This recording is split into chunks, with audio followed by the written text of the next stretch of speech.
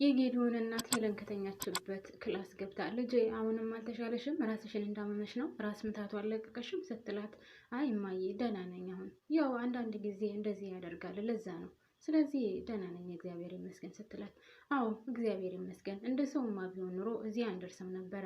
እናም ልጄ ደግሞ ትንሽም ነገር ብትሆን አመመኝ ካሉት ቦታ ሁልጊዜም ያማል። እንኳን አይደለም እና ይህን ትልቅ በሽታ ያሽውን ትንጥዬ ነገር አመመኝ ብለን ከምናስብበት ቦታ ላይ እንደዚሁ ስላሰብነው ብቻ ያመናል። እናም ብዙ ነገር አታስቢ፣ አትጨነቂ፣ እግዚአብሔር አለ ይዞሽ ስትላት አይማዬ እኔ ብዙ ባስብና ብጨነቅ ወይም ደግሞ በፈጣሪ ተስፋ ባይኖረኝ ኖሮ ይህን በሽታ ተሸክሜ ልጅ እንደምወልድ አስብ ነበር ብለሽ ነው ስትላት አዎ ልክ ብለሻን ልጄ፣ እንግዳውስ አይዞሽ፣ በርታ በርታ በይ፣ በቃ መጣሁ ብላ ከክላስ ትወጣለች ማለት ነው። ጌዲዮንና በረከት አንድ ላይ ቁጭ ብሎ እኔ እኮ ሄለን ታመመች ስትለኝ በጣም ደንግጬ ነው የመጣሁት እና አሁን እንዴት ናት ስለው አሁን ደህና ናት እግዚአብሔር ይመስገን። እኔ እኮ በጣም ደንግጬ ነው እኔ ራሱ ያንተ ደወልኩልህ፣ ምን ላደርግ ብለህ ነው? ግራ እያጋባኝ ነው የእሷ ነገር፣ እኔ መጨረሻው ምን እንደሚሆን በጣም ፈርቻለሁ ሲለው ለበረከት፣ በረከት ደግሞ አይዞህ አታስብ፣ እግዚአብሔር ያለው ነው የሚሆነው። በነገራችን ላይ የእናትህ ጸሎት ነው እዚህ ያደረሳት። ገዳም ለገዳም ይዛ መሄዷና የእሷ ጸሎት ነው እዚህ የሚያደረሳት። ስለዚህ ለወደፊትም እግዚአብሔር አላት፣ ለምን ታስባለህ ሲለው አዎ እውነትህን ነው፣ እሷን የመሰለች እናት ፈጣሪ ስለሰጠኝ በጣም አመሰግነዋለሁ። በእሷ ጸሎት ነው እዚህ የደረስነው ሁላችንም ሲለው አዎ በጣም እድለኛ ነህ ፈጣሪ እንደሷ አይነት እናት ስለሰጠህ ስለው እና አሁን ጌዶ ማለቴ ሄለን እንዴት ናት ብሎ ሲለው አሁን ደህና ናት እግዚአብሔር ይመስገን እያለው እያለ የጌዲዮን እናት ገባ አለችና አሁን ሄለን ደህና ናት፣ ትንሽ አሟን ነበር፣ አሁን ግን በጣም ደህና ናት። እኔ የምልህ ጌዲዮን እንዳንቺ አይነት እናት ስለሰጠው በጣም እድለኛ ነው የምትለኝ እኔስ እናት አይደለሁ እንዴ? ለምንድን ነው እንደዛ የምትለው? የምን ማራቅ ነው ስትለው በረከትም ኧረ በፍጹም ማራቂ አይደለም፣ እኔም እንዳንቺ አይነት እናት ስለሰጠኝ ፈጣሪ በጣም እድለኛ ነኝ ሲላት አዎ እንደዛ ነው የሚባለው። በዛ ላይ ደግሞ እኔም ያው በሄለን ጉዳይ አብሬ ገዳም ለገዳም እየዞርኩኝ ስለ እናንተ ምንም ላስብ አልቻልኩም። እናም እባካችሁን ሄለን ማለቴ ናርዶስ ራሱ መጣ መጣ ትበል ጠይቁን፣ እኛ ስላልተመቸን ነው። እኔ የሚገርም ነገር እስከዛሬ ድረስ በህይወት ዘመኔ አይቼው የማላቀውን በእሷ ምክንያት ስንት ገዳም አወቅኩ መሰለህ፣ በጣም ነው የሚገርመው ስትለው በረከትም በጣም ደስ ይላል። አዎ በአንቺ ምክንያት ያው ጸሎቱም ሁሉም ነገር እንግዲህ እግዚአብሔር መልካም ነው ስለ ሁሉም ነገር፣ ፈጣሪ ከሁሉም ነገር ይሰውራል ሲላት አዎ እግዚአብሔር ምን ይሳነዋል ብለህ ነው ልጅ ትለዋለች። ሰላም ጤና ይስጥልኝ ውድና የተከበራችሁ የቻናል ቤተሰቦች በያላችሁበት ሰላማችሁ ይብዛልኝ። ለዚህ ቻናል አዲስ ከሆናችሁ ደግሞ ላይክ እና ሰብስክራይብ እያደረጋችሁ ቤተሰቦች ፕሊስ ላይክ ማድረጋችሁን አትርሱ ማለት ነው። አመሰግናለሁ። ላይክ እና ሼር ሰብስክራይብ ስለምታደርጉልኝም አመሰግናለሁ ማለት ነው። እናም እንግዲህ እንደዛ ከተነጋገሩ በኋላ ወይዘሮ ማለት የጌዲዮን እናትም ወደ ክላስ ይገባሉ። ሁለታቸው አንድ ላይ ቁጭ ብለውም ጌዲዮንና በረከት እማዬ አንቺ ጥለሽን ሂጂ የምናወራው ነገር አለ ስላሉ ሁለታቸውም ቁጭ ብለው የሆደ ሆዳቸውን እያወሩ ነው። በሌላ በኩል ናርዶስ ቤቷ ከአንደኛው ክላስ ቆይታ ወደ ሳሎኑ ስትገባ ጩና ከቤት ቁጭ ብላለች።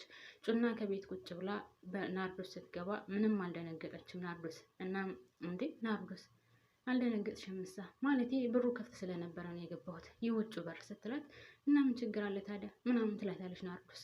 አይ አትቆጭኝም እንዴ? እኔ እኮ የምትቆጭ መስሎኝ ነው ስትላት ሁሉንም ነገር ስላንቺ በረከት ነግሮኛል፣ ስለዚህ ምንም አልቆጣም ስትላት እሺ በቃ ብለው አንድ ላይ ቁጭ ካሉ በኋላ ነገር ግን ልጅቷ ማለቴ ወደ አባቷ መመለስ እንዳለባት እና አባቷ በጣም መልካም የሚያሳዝን ቅን ጥሩ ሰው እንደሆነ ለሷ ትነግራታለች። ከዛም ባለፈ ደግሞ በቤት ውስጥ የታመመችው ማለቴ የሰውየው የአቶ ረታ እናት በጣም የምታሳዝን ስለሆነች ልጅቷን በጣም እንደምትፈልጋት ለናርዶስ ትነግራታለች። ናርዶስ ደግሞ በፍጹም በዚህ ጉዳይ በፍጹም አታምንበትም። ይችን ልጅ በጣም ወዳታለች። የሚገርመው ነገር ሙታም ቢሆን አሳልፋ መስጠት አትፈልግም። እና ምን እያልሽ ነው ያለሽው ታዲያ ስትላት ይችን ልጅ ለቤተሰቦቿ መመለስ አለብኝ። እኔ በጣም በሚገርም ሁኔታ እንዳንቺ አይነት እናት እንደማታገኝ አውቃለሁ። ነገር ግን የአቶ ረታ ሚስትን በጣም ነው የምታሳዝነው። ብታያት አንቺ ራሱ ታዝኝላታለሽ። እናም ልጅቷን ወስደሽ እንድትሰጫት ትፈልጋለሁ ስትላት ማለት ወስደሽ እንድትሰጫት ስትይ ምን ለማለት እያሰብሽ ነው ስትላት በቃ ወስደሽ እንደሰጫት ትፈልጋለሁ። በጣም ነው የምታሳዝነው። ልሞት አፋፍ የደረሰች ሴትዮ ናት። ሁሉንም ነገር አውቃለች። ሁሉንም ነገር አውቃ ግን ምንም አልመሰላትም። አባትየው ራሱ ሲያወራ ማለቴ አቶ ረታ ከጮና ጋር ሲያወራ ራሱ እናትዬ እያለ ነው የሚጠራት እና እናትዬ ልትሞትብኝ ነው። ልጅቷን እንኳን እኔ ከሌላ ሰው ማግጬ እንደወለድኩ አውቃ፣ ነገር ግን ልጄ እያለች አሁንም ድረስ ስለ ልጅቷ ብቻ ነው የምታወራው። ስለዚህ ማለቴ ሚስቴ ልጅን ማጣት የለባትም፣ ልጅን ማግኘት አለባት እያለ ነው ጩናን ራሱ የሚጨቀጭቃት እና ስለሱ ለእያንዳንዷ እውነታውን ተናግሯል። ገንዘቡ ንብረቱም ሚስቱ እንደሆነ ሁሉ ነገር የራሱ እንደሆነ፣ ነገር ግን ሚስቱ በጣም መልካም፣ ቅን፣ የዋህ እንደሱ አይነት በዚች ምድር ላይ እንደሌለ ነው የሚናገርላት። ለማንኛውም ጩና ከሱ ጋር ቆይታ ነበረ ወደ ናርዶስ የሄደችው እና ይህን ሁሉንም ነገር ታስረዳታለች። ናርዶስ ግን ይህን ነገር በፍጹም ልትቀበል አልቻለችም። ይህ ነገር አይሆንም፣ እኔ ልጅን አሳልፌ አልሰጥም፣ እኔ ሳላሳዝናችሁም ወይ እኔ ይችን ልጅ አሳልፌ ሰጥቼ እኔ አልታመመም ወይ? እኔ በእሷ ምክንያት ብታመመስ ለእኔ ማን አለ? ለእኔ ማን ያዝንልኛል? እያለች ነው የምታወራው። ነገር ግን ናርዶስ ይህን ነገር ልታምን አልቻለችም። ያችኛዋ ደግሞ በጣም ታማለች። ልጅቷን አምጡልኝ፣ ልጅቷን ማየት ፈልጋለሁ እያለች በጣም እያሰበች ነው ያለችው። እናም በዛ መካከል ግን ጩና ግራ ተጋብታለች። እባክሽን ልጅ እኔ ነኝ የተሳሳትኩት፣ ለልጅ መጥፎ እናት የሆንኩባት እኔ ነኝ። አዎ ናርዶስ እንዳንቺ አይነት እናትም የትም ቦታ አታገኝም። ነገር ግን ያችኛዋን በጣም ታሳዝናለች። እባክሽን እባክሽን እያለች ብለምናት ናርዶስን ማካኪ ዘራፍ ብላለች ማለት ነው። እናም ጩናም ግራ ተጋብታለች። በዛ በኩል ናርዶስ፣ በዚህ በኩል ደግሞ የአቶ ረታ እናት ከሞት አፋፍ የደረሱት ልጄ ልጄ እያሉ ሁለት ልባ አድርገዋታል ማለት ነው። ያው መጀመሪያውን እሷ ስህተተኛ እንደነበረች ብትጸጸትም ብዙ ነገር ብትናገርም ነገሩን ወደኋላ የሚመልሰው ነገር ስለሌለ በጣም ግራ ተጋብታለች። በሌላ በኩል አሁንም በረከትና ጌዶን አንድ ላይ ቁጭ ብለው የሆዳ ሆዳቸውን እያወሩ እያለ ስለዚቹ ስለ ህፃኗ ልጅ የሚጠይቀዋል እና ልጅቷ እንዴት ናት ታዲያ እንዴት ነው ነገሩ ሲለው፣ አይ የኛ ነገር በጣም ግራ የሚያጋባ ነው። የሚገርም ነገር በፊት በጣም በመጥፎነት ስታስብ የነበረው ሰውዬ ተቀይሮ ሌላ ሰው ሆኖ ስታገኘው በጣም አይገርምህም ብሎ በረከት ለጌዶን ይነግረዋል።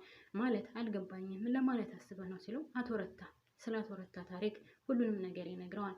አቶ ረታ በጣም ጥሩ ሰውና የዋህ፣ ነገር ግን ይችን ልጅ ለማግኘት ያልቆፈረው ድንጋይ እንደሌለና አሁንም ቢሆን ልጅቷን ለማግኘት ቤት ንብረቱን ሁሉንም ለበረከት እንደሚያስረክበው ይነግረዋል ማለት ነው።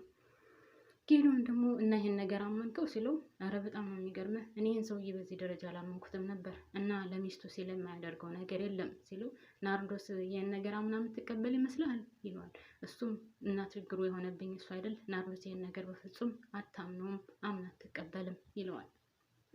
አሁንም ቀጠል ያደረጉና የወዳቸውን እያወሩ እያለ ድንገት የጌዶን እናት መጣ። በረከት ጌዶን፣ አረ ሄለንን አሟታል፣ ከአንገቷ ቀና ሳደርጋት ዝልፍልፍ አለችብኝ ስትላቸው ሁለታቸውም በድንጋጤ ከተቀመጡበት ተነስተው ወደ ሄለን ክላስ ይሄዳሉ ማለት ነው። ውድ ነው የተከበራችሁ ቤተሰቦች፣ እንግዲህ ድራማው እዚህ ላይ ነው የሚያልቀው። የእውነት ሄለን እንግዲህ 7 ወር አልፏታል ማለት ነው። ከአሁን በኋላ ያው ማስወረድም ምንም የሚቻል ነገር አይደለም። እሷ ጌዶንን አስደስታ ህይወቷን ማለፍ ነው የምትፈልገው። የእውነት ሄለን ትተርፋለች አትተርፍም? እግዚአብሔር የሚሳነው ነገር የለም፣ ሁሉንም ማድረግ ይችላል። እናትየዋንም ልጅቷንም ሊያተርፍላቸው ይችላል። ነገር ግን አሁን ሄለን አፋፍሰው ወደ ሐኪም ቤት ይዟት ሳይሄዱ አይቀሩም ማለት ነው። ያው ድረሱልኝ ሄለን ዝለፍለፍ አለችብኝ ስትላቸው ሁለታቸውም እየሮጡ ተያይዘው ወደ ሄለን ወዳለችበት ክላስ ገብተዋል ማለት ነው። ውድና የተከበራችሁ ቤተሰቦች የሄለን ጉዳይ ምን ይሆን? እኛም የምንጠብቀው ይሆናል። እኔ እዚህ ላይ ያበቃለሁ። ባባይ ላይ